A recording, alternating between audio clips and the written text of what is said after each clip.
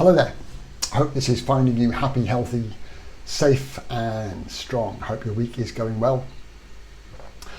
I thought I'd share a couple of lessons or views which I think can help us on our leadership journey.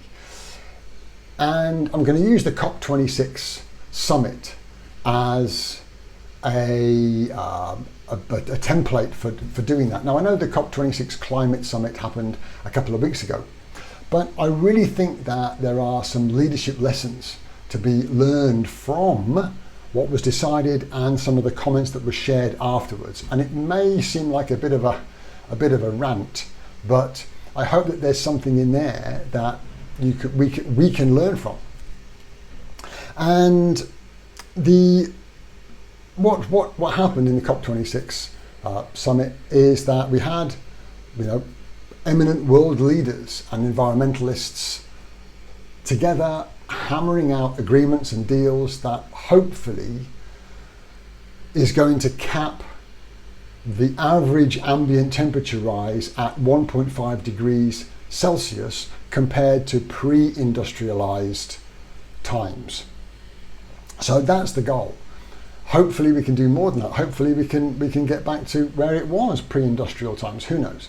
But that was the aim of COP26. Now, you had some very vocal views that were being shared outside the conference. People saying it was watered down, we're not going far enough with those commitments. And I think there's a lesson or two to be learned from what happened there. And the first lesson that I think is that when you're running an organization, if you put COP26 aside for a second, whether you're running a company, a family unit, any organization, and you're trying to make a plan or trying to decide something, and you've got alternative views out there that are maybe saying that you are getting it wrong, don't be threatened. Or my advice is to not be threatened by those alternative views. You are a human being, or you are human beings trying to decide something, and we are fallible. Sometimes we don't have all the answers. We don't make the right decisions, and sometimes we need to embrace other people's views. So if you've got, let's call them dissenters, that have got different views outside, the easiest thing to do is to bring that view inside, give them a seat at the table, and make them part of the discussion. Now, some leaders may be cautious or threatened by that, but that's another leadership lesson that I think that we need to take on board if we're in that position where we have to decide something. Don't be threatened by that. Bring it in, and then you're very likely to make better decisions because of it. Now, so bring that alternative view inside, don't be threatened by it, and with that information you're probably going to make a better decision. Now, can you bring all of the people that have a different view than you inside a discussion? Clearly that's not practical.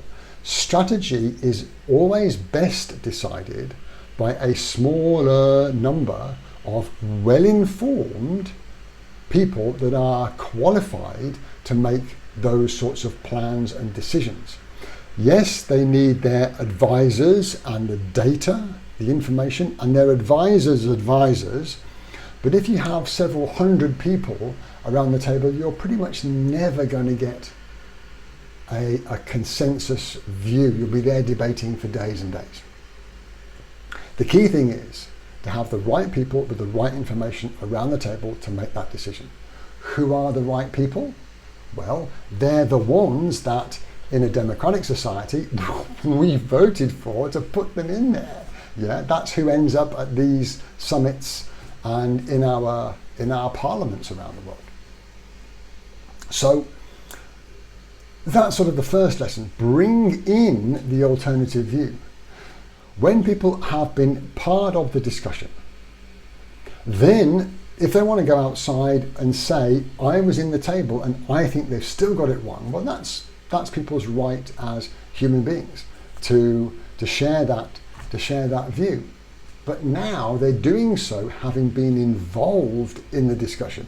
If they've had a voice and they've been listened to, but they still think that you're getting it wrong, well, that's people's right to then say what their view is. But get people involved. Then what do? Well, if you make a decision, the strategy part is generally a smaller number. The execution part or implementation of those plans necessarily takes many more people. Hundreds, even thousands of people are going to be involved in implementing that plan. The next crucial thing is to measure your progress.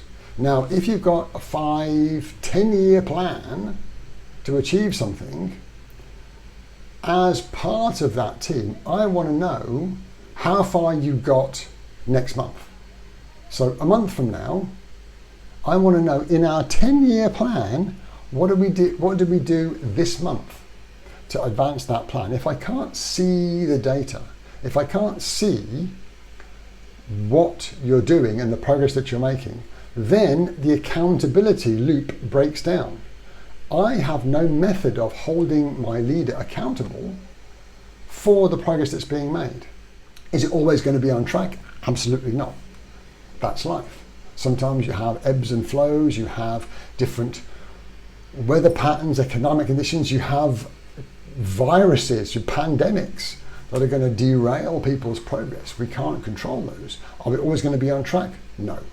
But if we have no measurement of that grand 10-year plan, then people lose faith in what you're trying to do, and you lack the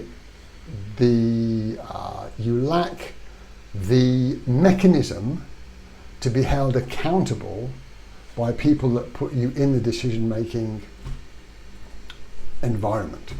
So, first lesson: get people that have an alternative view inside the discussion. Then they can share things from a more informed stance if they still disagree.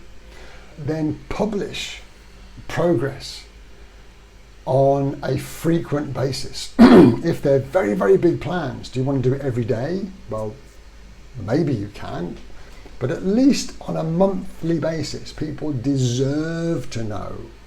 If that's what you decided and you represent my nation, my population, then I deserve to know how you're getting on and what you're doing to progress the plan.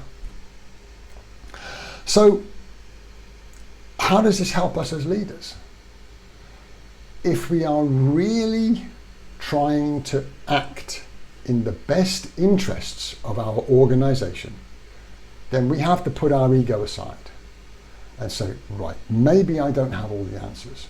People with alternative views, okay, let me know. And get a representative view from the outside inside and say, right, ask the right questions of the people that you've now got around the table. So I hope that gave you some ideas. I hope it made you, I hope it helped you think about your position in leadership if you are in that position, and maybe even have a different view to me. And if you do, I'd love to hear from you. Pop it in the comments below, or drop me a line. I'd love to hear your view on this. But I think that if we take that approach, we've got a firmer basis for protecting the health of our organizations and getting stuff done that actually benefits our organization and benefits all the people that are involved. The climate is the critical thing. My last reflection on, whatever in your organization is critical. Whatever we're doing in terms of our other policies and our other plans, I know there's enormous pressure on leaders in the moment, given the state of the pandemic and the new variants that are coming on board. It's a difficult time for everybody, but the critical thing really is the health of the planet. What's critical is critical, and we owe it to ourselves to have as much information as possible, publish our progress, and hopefully we can still have a good result for us all in the years to come. If you have a different view, if you'd like to comment, drop in. I'd love to hear from you. And until then, stay safe, healthy, happy and strong. Bye for now.